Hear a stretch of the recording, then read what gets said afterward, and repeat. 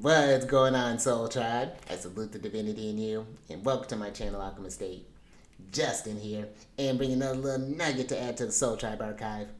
And in today's video, I'm going to be talking about the moon in Cancer in the 12th house. And this one's a bit of a mixed bag for the moon.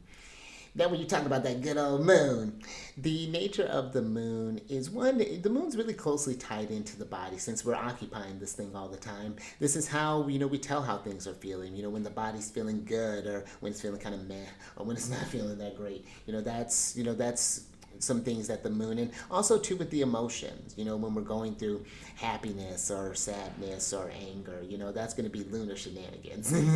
And you know, some things, even like the facial expressions, that deals the countenance, that could be with some moon, do some moon stuff, but also to the moon's closely tied in with the mother, and so that could be understanding how, we were nurtured and how we like or how we learned how to nurture, so those can be, real important personal things when it comes with the moon there. The moon is the sect leader of the night sect. So that's another thing too. If you have a night chart, you have a good relationship with that moon. We should all have a good relationship with the moon, but especially I would think in a night chart since you all the kind of lunar guided there. Something to think about. But then you talk about Cancer, and this is one of the better reasons, that this is for the placement of the moon. It's because the moon is in its domicile in Cancer.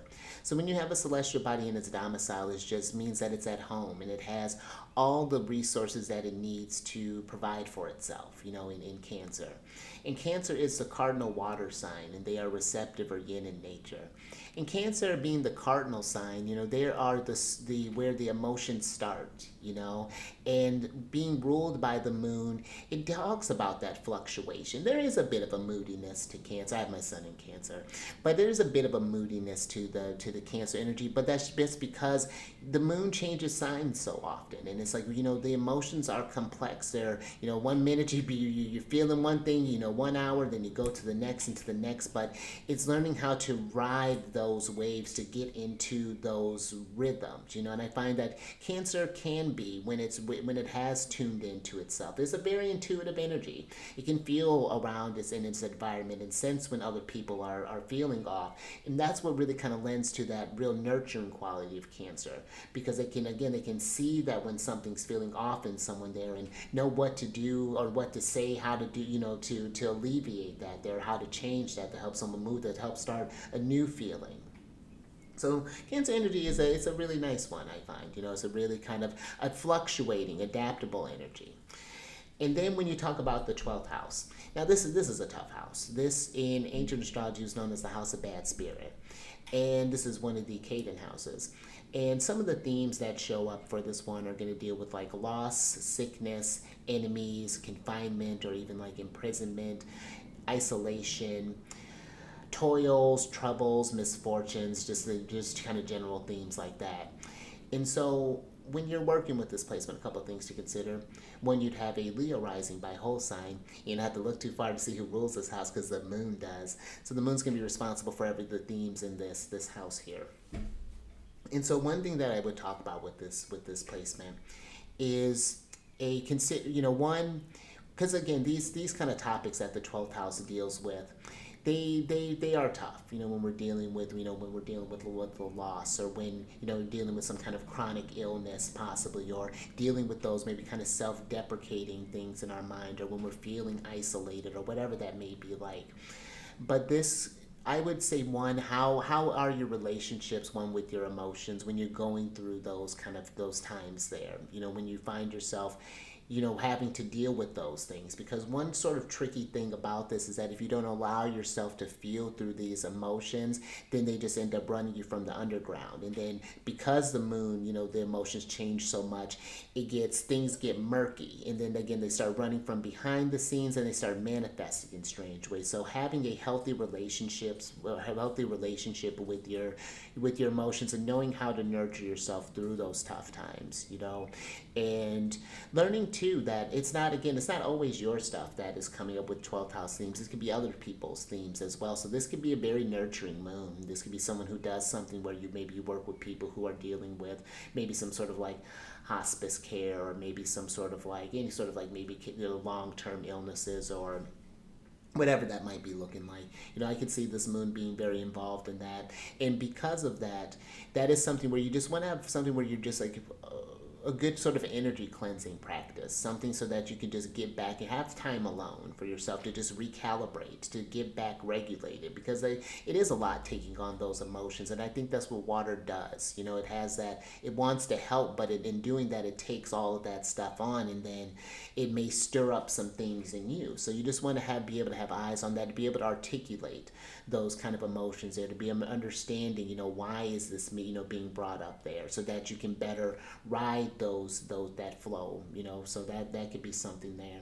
And there may have been, maybe, where, considering this is we're talking about the moon, maybe there was that absence of that nurturing energy. So that may be something where that may be a challenge, that may have, because it's not going to be for everybody, but it's going to depend on the, maybe if the moon's being maltreated or anything like that. But maybe that's something where you have to kind of teach yourself how to deal with these emotions, because Cancer is, being the cardinal sign, it is reactive, and it can be where if it gets stirred up by things, it's because that's the things with Cancer. It's not just always meant to be reactive. Once it learns when certain emotions are coming up and like, oh, this is that I recognize this feeling, then it can be more proactive, but if it gets whipped up in emotions and then things just get out of hand, and it just becomes just a big mess. So that's, yeah, this is something really important. Just having and maybe even getting by, maybe taking some, I find with the 12th house, maybe taking some places for like seclusion, maybe going off on like retreats, or going on just somewhere where you can be, just maybe going on a hike somewhere. Maybe you go, by space, go camping where there's some water. Or maybe even just like going by maybe going on a boat, maybe just kind of renting out and just kind of go get pulled by the water a little bit, to just kind of feel the tides and just be with that oneness with oneself, and different meditative practices, being comfortable feeling that discomfort too, that comes up there. But there's, I think, a lot of, as you learn to grow through, and nurture these things, those times get easier. And that's not to say, that it's going to stop, but it's just that if they get where you have more tools to deal with them, and that in turn helps other people, because then again, when they're going through 12th house themes, as we all do, then you'll be able to pass those nuggets of wisdom along to others. So, I find that with 12th house placements too, I don't think it's just meant to be something where you just drew a bad card, or it's got a bad planetary placement, and then there's nothing that you can do with it. You can do constructive things with these kind of hard times. You see it all the time in these sort of like stories. You can be an inspiration. The moon can represent a gathering of the masses and things. So this could be, you could take your whatever you've gone through, and this could be something where you help people on a larger scale. Who knows what that potentially looks like? But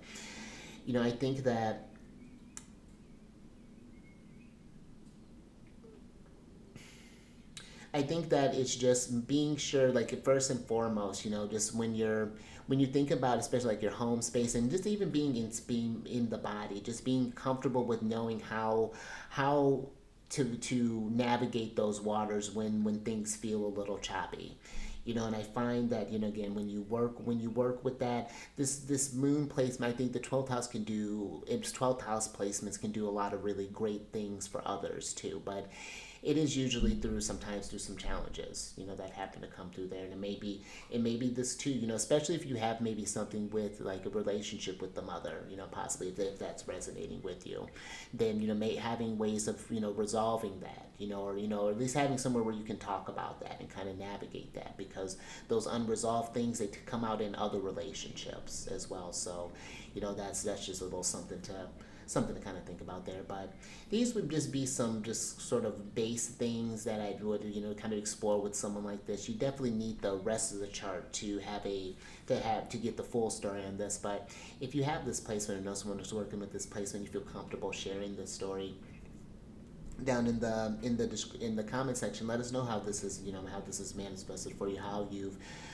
you've overcome your challenges, because it's just, I have the sun here, it didn't Cancer in the 12th, so I know the challenges that are there with that, but it is one that you can overcome them.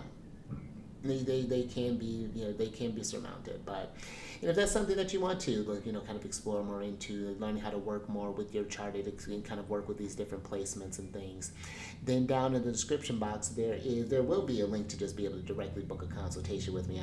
This retrograde's really working on me, but there is my email's down there. So if you have any questions about how to book a service or the services that I provide, that's down in the description box there for you. Then there's going to be some playlists for the Celestial News Weekly, which talks about where the sun and the rest of the traditional planets are, what aspects are forming, how to work with those energies, what signs will be most impacted, and a similar thing with the moon, but it's more so how we're kind of feeling throughout the week. What are kind of the rise, ebbs, and flows of the moon? What conversations that it's having? When when it happens to go void of course, and just all that good stuff. What phase we're in and things like that. So all that's available. That'd be a nice one too, especially you got a moon in Cancer. You follow that moon, follow the moon, have a good relationship with that moon. But yeah, that's all I got for you there. So until next time, stay mindful out there, keep raising that vibration through the roof, and I will catch you on the next one. Later.